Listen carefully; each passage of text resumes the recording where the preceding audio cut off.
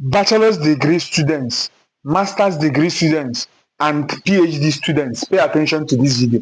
You are writing your project and you want to determine the sample size that you use for your study, but you don't know how to do it. Let me show you how to do it. Okay, let's assume that your population is 2,305. The population for your study is 2,305 students, and you want to determine the sample size for this population. You don't know how to do it. I'll show you how to do it in this video. And regardless of the population, use this formula. So there is what we call the Taro Yamane Formula. Look at it. Use the Taro Yamane Formula to determine the sample size. Look at what the formula says. It says that what? N is equal to what? N over 1 plus N bracket what? E raised to power 2. Now, this is the formula. Simple. This is the Taro Yamane formula for determining the sample size. I'm just using this as what? As an example to show you how to do it. Look at this population, 2,305. We use this to determine the sample size. So if you have any population, put it and use this formula, you get your sample size. So our population is 2,305 students. We want to know the sample size. Let me show you. So from this formula now, this N means what? N means what? Sample size.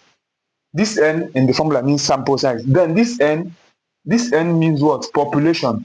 And this N, capital N, means population. Look at this population here, 2,305. Then this one here is a constant. It doesn't change.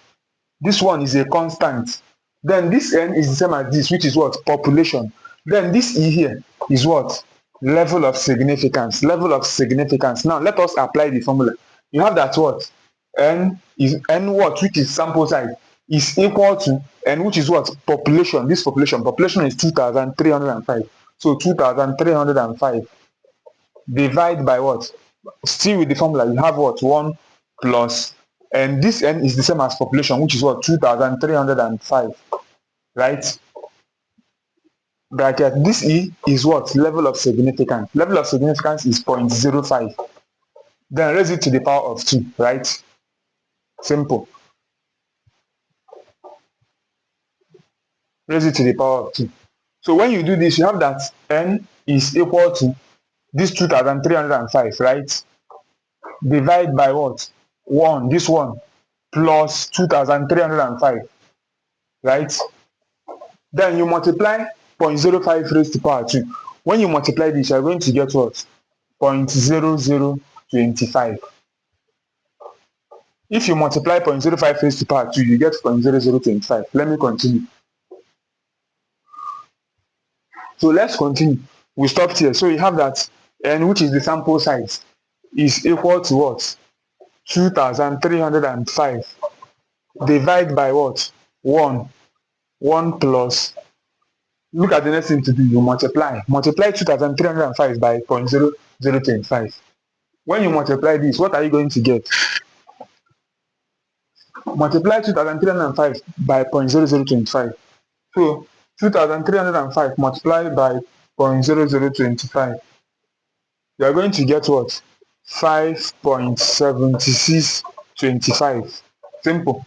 So the next thing to do now is you have that N is equal to 2,305, right? Which is the population. Divide by what? You add 1 and this number. When you add, you are going to get 1 plus 5.765. You are going to get what? 1 plus 5.7625. So you are going to get 6.7625. Simple. So you are going to get 6.7625. The next thing is that N, which is sample size, is equal to 2,305 divided by 6.7625. So 2,305 divided by 6.7625. You are going to get what? 340.8. So this is the sample size. But look at, we have a number after the decimal point. The number we have after the decimal point is up to what? Is up to 5. From 5, you approximate numbers from 5 upwards. If it's below 5, we don't approximate. So here we're going to approximate. If we approximate this number, what are we going to get?